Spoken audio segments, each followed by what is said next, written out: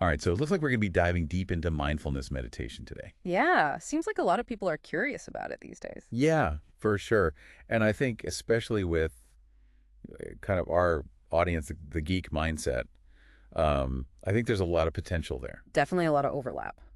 So we've got excerpts from The Mindful Geek by Michael W. Taft. Oh, perfect. Seems like a perfect fit, right? Yeah. He takes a very logical, science-based approach. Yeah, I mean, I think that's what's so cool about mindfulness is that it's not just some like ancient mystical thing. Right. It's actually being backed up by science. Totally. And I think for a lot of people, especially, again, those of us who kind of lean towards the, analytical Right. evidence that proof is really important. Absolutely. So our mission today is to pull out the core principles of mindfulness meditation. Look at some of those scientifically proven benefits that Taft talks about, and then give you some actionable techniques that you can start using today. Yeah. Yeah, I love that it's not just theory, right? It's like you can actually take this stuff and start using it immediately. Yeah, so first things first, we got to clear up some common misconceptions. Always. Right. Yeah. So Michael Taft really emphasizes that mindfulness meditation is not about stopping your thoughts entirely. Yeah, that's a big one that people get hung up on. Totally. It's not about achieving some kind of constant bliss either. No, it's not about like transcending reality. Right. It's about being present in reality. Exactly, as it is. Yeah. Yeah. So if it's not about stopping your thoughts or achieving bliss, then what is it?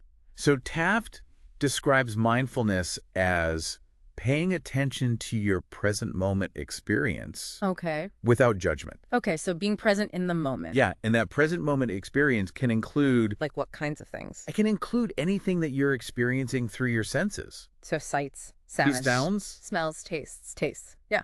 Physical sensations in your body. Okay. Emotions, thoughts. All that stuff. It's all fair game. Okay, so just noticing what's happening. Yeah, just noticing it as it is. Okay. Without judging it as good or bad, right or wrong, pleasant or unpleasant. Okay, so there's this great anecdote in the book where Taft talks about practicing mindfulness in the middle of a noisy Indian temple. Oh, yeah. Love that story. Talk about a chaotic environment, right? Right. Like totally the opposite of what you might picture. Yeah, you think of like a silent retreat or something. Exactly. Serene, peaceful. Right.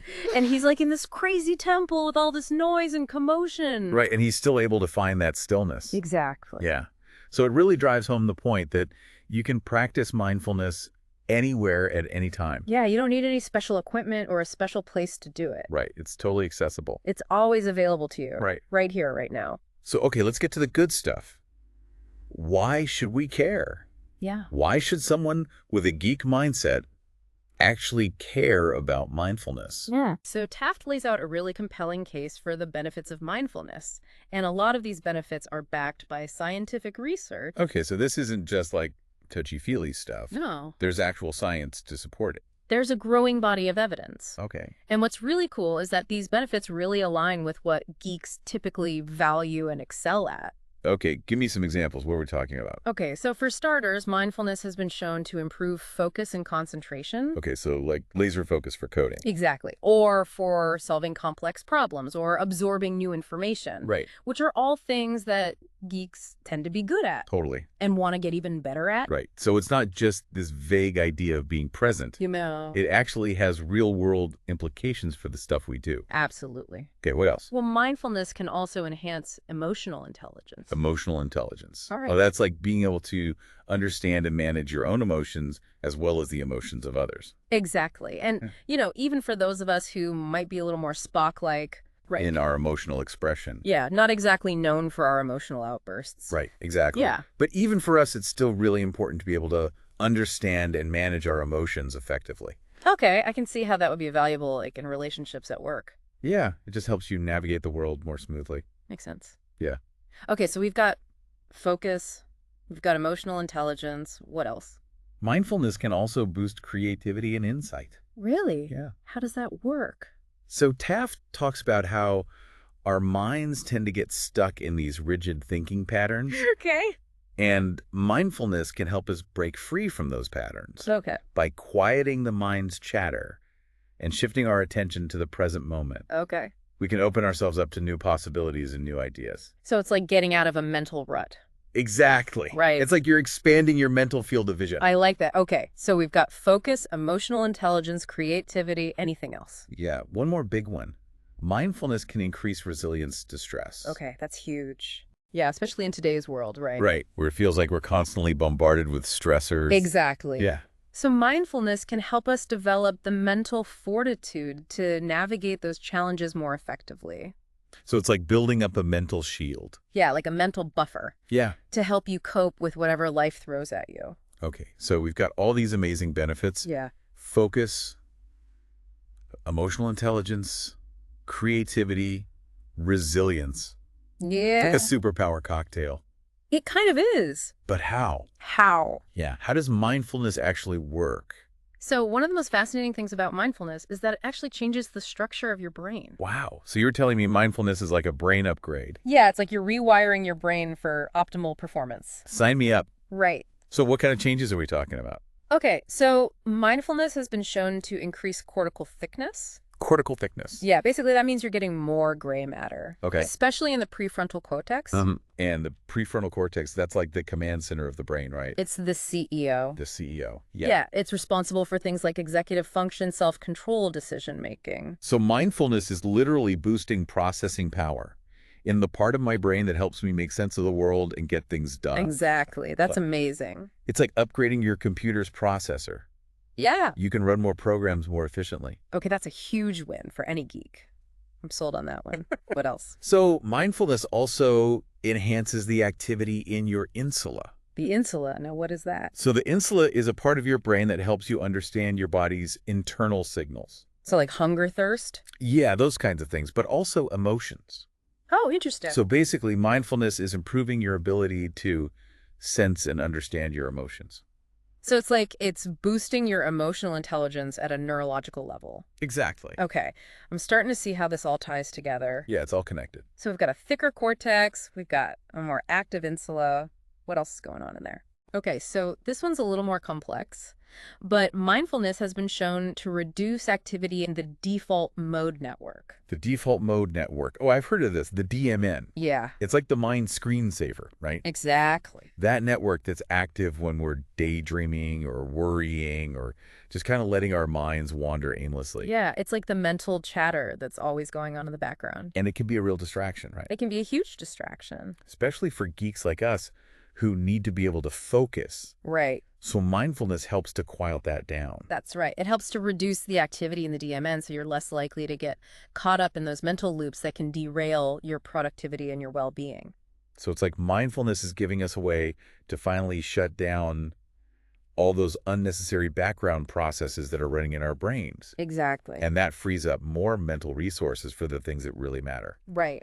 Okay, so we've talked about the benefits, the brain science, but how do we actually practice mindfulness? So that's where it gets really interesting because Michael Taft actually presents a step-by-step method for mindfulness meditation, which he calls the mindfulness algorithm. The mindfulness algorithm, I love it. He's so geek-friendly. Right, like a recipe for mindfulness. Exactly. Okay, so walk me through it. What are the steps? So the first step is called notice. Okay. And it involves choosing an object to focus your attention on. Okay, so like what kind of object? It could be anything, really. It could be your breath. It could be the sensations in your body. Okay, so something simple, easy to tune into. Yeah. Okay. And then what? The next step is label.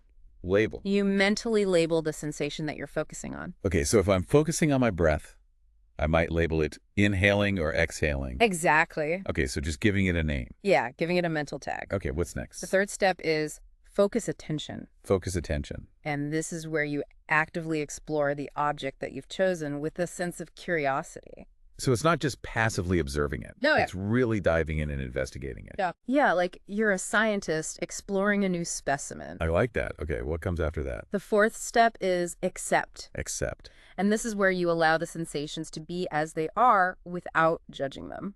Okay, so no good or bad, pleasant or unpleasant. Exactly. Just letting it be. Yeah. Okay, what are the last two steps? The fifth step is stay. Is it? This is where you try to maintain your focus on the object for as long as you can. Okay. And then the final step is repeat. Repeat. And this is where you gently redirect your attention back to the object whenever you notice your mind has wandered. Okay, which it inevitably will. Oh, yeah. Right. Our minds are wandering machines. Right. So this isn't about achieving perfect concentration. Yeah. It's about noticing when you've gotten distracted and bringing your attention back Exactly. over and over again. It's a practice, Yeah. not a destination. So the mindfulness algorithm, it's like a mental workout for your brain. Yeah. You're strengthening your attention muscle. Exactly. And the more you practice, the better you get at it.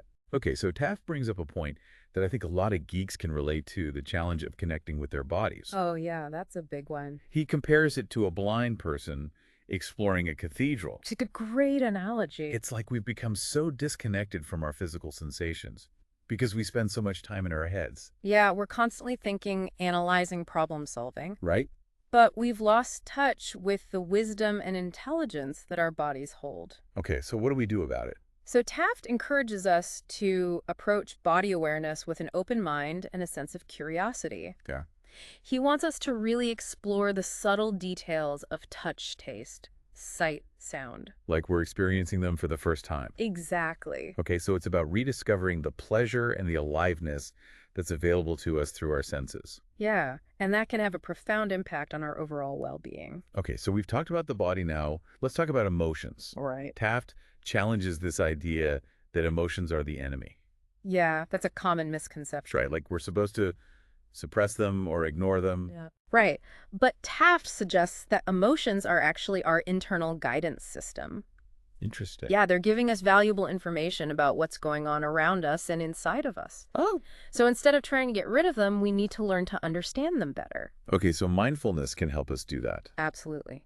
How so? Mindfulness gives you that space between a stimulus and your reactions so you can observe your emotions without getting swept away by them. So instead of just reacting on autopilot, Right. you can choose how you want to respond. Exactly. Okay, that's a game changer. So it's like you're gaining control of your internal control panel. I love that analogy. Yeah. So we're not at the mercy of our emotions anymore. Right. We can choose how we want to respond to them. And Taft makes this fascinating comparison to the case of Phineas Gage. Oh, yeah. The railroad worker who had that terrible brain injury. Right. Yeah. So after his injury, he was still able to function physically, but he lost his ability to make good decisions. Right. His emotional center was damaged, and that had a huge impact on his life. It just goes to show how important our emotions are. Yeah. Even though we might not always like them, Right. they're actually playing a vital role. Absolutely. So mindfulness helps us tap into those emotions without being controlled by them. Exactly. Okay, that's really powerful. It is. Which brings us to another key technique that Taft highlights: focus on relaxation. Oh, yeah. This one's great. And this is especially relevant in our always-on world, right? Yeah, where stress is like a constant companion. Right. So mindfulness can help us counteract those negative effects of stress. Okay, I'm all ears. Huh? How do we practice focus on relaxation?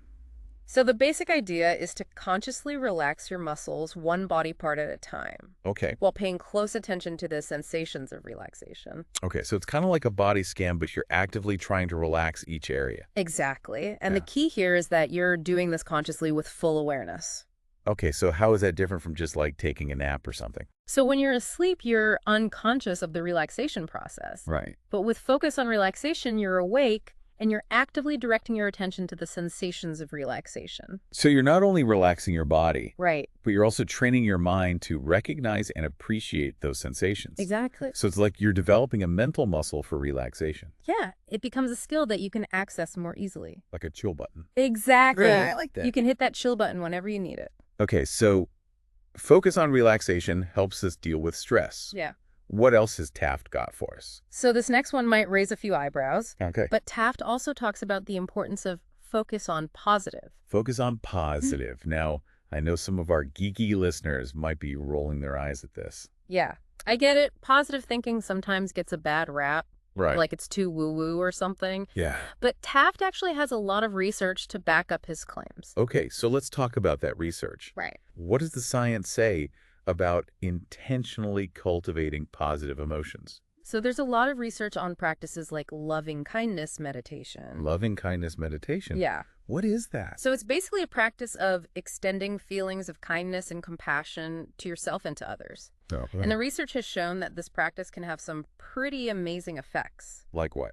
Well, for starters, it can reduce stress and inflammation. Okay. It can boost vagal tone, which is an indicator of good health and well-being. Okay. And some studies have even found that it can improve pain management and boost immune function. Wow. So it's not just about feeling good. No. It's about creating positive changes throughout your whole system. Exactly. Okay, I'm intrigued. But how do we actually practice focus on positive? So Taft emphasizes that this practice isn't about pretending everything is perfect or denying the negative aspects of life. Okay, so it's not about putting on rose-colored glasses Right. and ignoring the challenges. Exactly. It's about recognizing that our brains have a natural tendency to focus on the negative. And intentionally focusing on positive emotions can help us counterbalance that negativity bias. So it's about creating a more balanced perspective Yeah, where you can acknowledge both the positive and the negative. exactly. And that balance is crucial for resilience. So focus on positive. It's not about denying the negative. Right. It's about cultivating the positive. Exactly. And that helps us build resilience. Absolutely. Okay, that makes sense. Yeah. Now, Taft also talks about the importance of social connection. Oh, yeah. He even brings up Hugh the Borg drone from Star Trek. I remember Hugh. Yeah, he was that Borg drone who started to develop individuality and he longed for connection. Right. And the Borg, they're not exactly known for their warm and fuzzy feelings. Right. They're all about the collective consciousness. Right. But even Hugh craved connection. So it just highlights how deeply wired we are for social interaction. Exactly. Even the Borg Even the Borg. need connection. Yeah, it's a fundamental human need. And Taft points out that loneliness can have some pretty serious negative effects on our health, right? Absolutely. Both mental and physical. Yeah, studies have shown that loneliness can increase stress hormones, weaken the immune system, and even increase the risk of heart disease and other chronic illnesses. Wow. So social connection, it's not just a nice to have. No, It's essential for our well-being. it is. So how does mindfulness fit into all of this? So mindfulness can help us enhance our social intelligence. Social intelligence. Yeah, it can help us become more aware of social cues. Okay. It can deepen our empathy and improve our communication skills. So it's like mindfulness is giving us a social skills upgrade. Yeah, exactly. Okay, that's pretty cool. It is. So we've covered a lot of ground in this first part of our deep dive into mindfulness for geeks. We have. We've talked about the benefits, the brain science, the techniques, Yeah. the importance of social connection. Yeah. It's a lot to take in. It is, but it's all really fascinating stuff. It is. And we'll be back in just a moment to continue exploring this incredible practice. Looking forward to it. Welcome back to our deep dive into mindfulness for geeks. It's amazing how much we've already unpacked about mindfulness in such a short time. Right. We've covered the basics like what mindfulness actually is. Busted some myths along the way. Oh yeah, definitely had to clear up some misconceptions. And dove into the science behind how it can rewire our brains for the better. Literally upgrade our mental hardware. That's right, and we even got a little geeky with it. Well, it's hard not to when we're talking about things like algorithms and mental operating systems. Exactly. But remember, this isn't just about loading up on knowledge. No, it's not about becoming a walking encyclopedia of mindfulness facts. It's about putting this knowledge into action, right? Exactly. It's about experiencing mindfulness firsthand and seeing how it can transform your life. And speaking of transformation, I think it's time we revisit that fascinating concept of the default mode network. Ah, yes. The DMN, our brain's resident chatterbox. The mental screensaver that just won't quit. Always running in the background whether we want it to or not. Replaying the past, worrying about the future, just generally keeping our minds busy. It's like our mind's default setting, always on, even when we'd rather be focused on something else. So how does mindfulness help us manage this mental whirlwind? Well, here's the interesting thing. Mindfulness doesn't try to eliminate the DMN entirely. So we're not trying to shut it down completely. No, instead it helps you become more aware of it. So it's like recognizing those thoughts and feelings for what they are, just background noise. Exactly. It's like seeing the screensaver for what it is, just a bunch of pixels on a screen. And we don't have to get caught up in it? Right. You can choose to engage with those thoughts if you want to, or you can simply let them pass by. Like closing the screensaver window and focusing on the task at hand. Exactly. You gain control instead of letting the DMN control you. And this ability to disengage from the DMN seems particularly crucial for people who thrive on focus, mental clarity.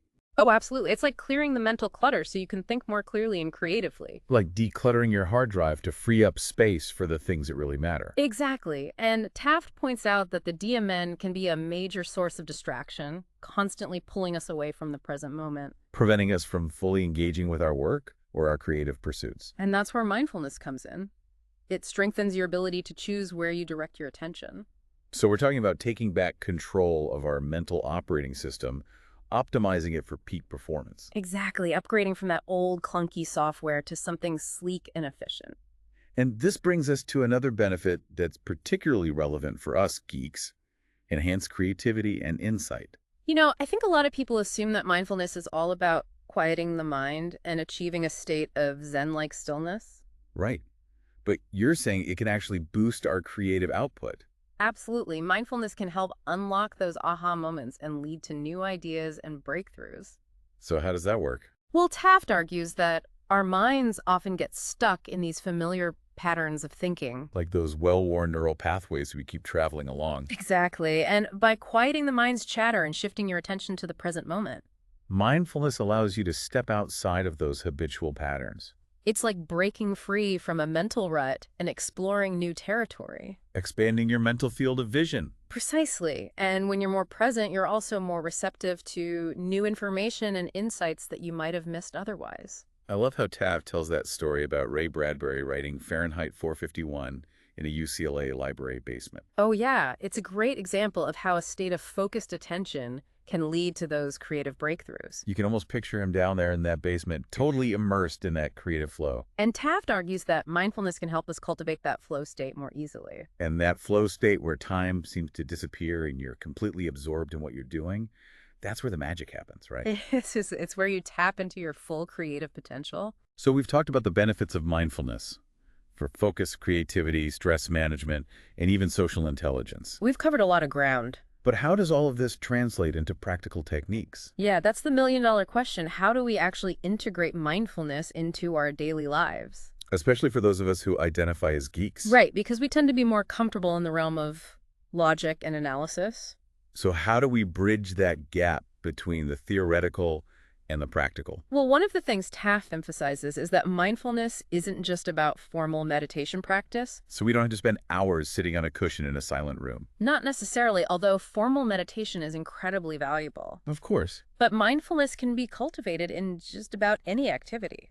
So it's about bringing that same quality of attention to whatever you're doing. Exactly, whether it's coding writing or just having a conversation with a friend. So give me some examples. How can we actually weave mindfulness into our daily routines? One really simple yet powerful practice is to bring mindfulness to your senses. Like really paying attention to the taste of your morning coffee or the feeling of the keyboard beneath your fingertips. Exactly. By consciously tuning into your sensory experience, you can enrich your life in so many ways. It's like adding a high-definition layer to your everyday experience. And another practical technique is to bring mindfulness to your emotions. We touched on that earlier, but how do we actually do that in a way that feels authentic? Well, Taft suggests approaching your emotions with a scientific mindset. So instead of getting caught up in the emotional drama, Right. you try to step back and observe those feelings with a sense of curiosity and detachment. Exactly. You can notice the physical sensations that accompany those emotions, the thoughts that arise, and even the urges to act or react in a certain way. It's like gathering data about your internal experience. Precisely. And this can help you understand your emotional patterns and make more conscious choices about how you respond. And that ability to observe your emotions without getting swept away by them is a key aspect of emotional intelligence. Yeah. That makes me think about the mindfulness algorithm again. Can we use those 6 steps to work with our emotions? Absolutely. In fact, those steps can be applied to any aspect of your experience. So whether you're focusing on your breath, your body sensations, or your emotions, the underlying principles are the same. Exactly. You notice the experience, label it, mentally focus your attention on it, accept it without judgment, stay with it as long as you can, and gently redirect your attention when it wanders. And through this practice, you gradually train your mind to be more present, more focused, and more resilient. And that resilience, as Taft points out, is a crucial skill for navigating the inevitable challenges of life. It's like developing a mental shield that can protect you from the stresses and setbacks that come your way. But that shield isn't about shutting down or denying your emotions. It's about cultivating the inner strength and clarity to face them with courage and compassion. Exactly. And that compassion extends not only to ourselves, but also to others. It's like what Taft was saying about the importance of social connection. We're all in this together. That's right. We're not isolated individuals. We're interconnected beings, and we thrive on connection and belonging. And mindfulness can help us foster those connections by making us more empathetic and better communicators. And those connections, in turn, can provide us with incredible support and resilience, helping us weather the storms of life. So it seems that mindfulness is ultimately about waking up to the richness and fullness of our lives in each and every moment. It's about being fully present, engaged, and connected both with ourselves and with the world around us. And it's not a destination, but a journey, a lifelong practice of cultivating awareness, compassion, and resilience. And that journey, as Michael Taft reminds us, is full of both challenges and rewards. This has been such a fascinating deep dive into mindfulness. For Geeks, we'll be back in just a moment to wrap things up and leave you with some final thoughts to ponder. All right, welcome back. We've really gone deep into mindfulness. Yeah, we've covered a lot of ground. I mean, from the science behind it, Yeah, the brain changes, the practical techniques, the algorithm. right, all that good stuff. But now it's time to kind of bring it all together Yeah, make sense of it all. and see how it applies to, your life. Right, because ultimately it's about, how this can actually make a difference in your day-to-day experience. Yeah, and I think one of the most fascinating takeaways for me is this idea that mindfulness is really about understanding the power of your attention. Yeah, it's like we have this spotlight Right. and we can choose where we direct it. And we've all had those moments, right, where our attention gets hijacked, Yeah, all the time. whether it's, distractions or anxieties or those endless thought loops that just go nowhere. Right, it's like our mind is on autopilot, just reacting to everything that pops up. Right, and mindfulness gives us a way to step off that autopilot, Take control. become more conscious drivers of our own attention. Choose what we focus on. Exactly. Instead of being at the mercy of every little thing that tries to grab our attention. And as we've discussed, that choice has huge implications for how we focus, Yeah. how creative we are, how we manage our emotions, even how we connect with others. It really does touch every aspect of our lives. It's about so much more than just feeling calmer. Right, although that's a nice bonus. Yeah, for sure. Oh. But it's really about cultivating a deeper awareness of ourselves and the world around us. Yeah, it's about waking up and appreciating the richness of our experience. In each moment. Moment to moment. And that sounds like a pretty radical shift, It is. especially in a world that's constantly pushing us to strive to achieve, to consume more. Yeah, it's like we're always on this treadmill. Right, always trying to get somewhere. And mindfulness invites us to slow down, Stop and smell the roses pay attention to what's already here. and appreciate the simple things. There's a lot of beauty in the ordinary. Yeah, and Taft also talks about this idea of accepting pain and discomfort as part of the human experience. But it's not about pretending that everything is always sunshine and rainbows. So it's not about avoiding those difficult feelings. No, it's about learning to be with them. And that acceptance, even though it sounds counterintuitive, Yeah, it seems like the opposite of what we should do. but it can actually lead to greater peace and well-being. It's like when we resist our experience. Right. We just create more suffering. We amplify the pain. But when we can open up to We it, know it to be there. it often loses its grip on us. It's like the paradox of acceptance. Right. The more we try to control our experience. The less control we actually have. But when we surrender, Let go. we find a new kind of freedom. A freedom from suffering. So where do we go from here? Yeah, we've learned all this great stuff about mindfulness. What are some practical steps we can take to actually integrate it into our lives? So Michael Taft offers a lot of specific techniques in his book. Yeah, we've touched on some of them. But even starting with just a few minutes of mindfulness practice each day can make a difference. Okay, so what would that look like? You could bring mindfulness to your breath, to sensations in your body, Right. or even to everyday things like eating or walking. Okay, so just bringing that awareness to whatever you're doing. Exactly. There are also a lot of guided meditations available online, right? Yeah. There are tons of resources out there. And you could also look for a mindfulness group in your area. Yeah, connecting with others who are interested in mindfulness can be really helpful. The key is to find what works for you and make it a consistent practice. Consistency is key. And remember, mindfulness is a skill. It develops over time. So be patient with yourself. Yeah, don't get discouraged if your mind wanders. Which it will. Well, yeah, it's what minds do. Right? Just gently bring your attention back to the present moment. That's the essence of mindfulness, really. Noticing when you've gotten distracted and bringing your attention back. Again and again. And through that practice, you can start to transform your life. Yeah, one moment at a time. You can cultivate more focus, clarity, resilience, joy. And you know it's a powerful thought. It's that. Imagine what a group of mindful geeks could accomplish. Okay. Working together with that kind of intention and awareness. They could change the world. They could. It's definitely a thought-provoking idea. It is. So as we wrap up this deep dive into mindfulness for geeks, Yeah, it's been a great conversation. we encourage you to explore that question for yourself. Yeah, experiment with mindfulness. See how it can change your life. Because the present moment is all we ever have. Make it count. Thanks for joining us. Until next time, stay curious, Uh. stay mindful, and keep diving deep.